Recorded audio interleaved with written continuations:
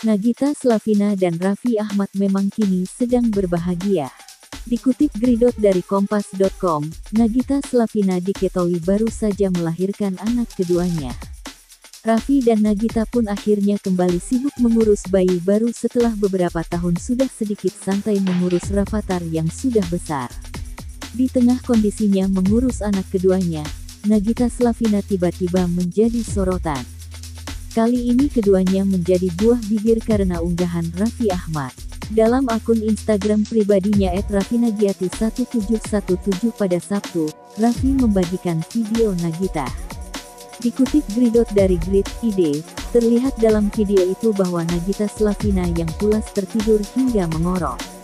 Dalam kolom caption Raffi Ahmad mengungkap bahwa Nagita tertidur pulas karena begadang mengurus Rayanza. Raffi pun menyebut bahwa hal ini adalah pengorbanan seorang ibu. Begadang karena urus baby Rayanza, alhasil tidur pulas dan ngorok, tulis Raffi. Pengorbanan seorang ibu, lanjutnya.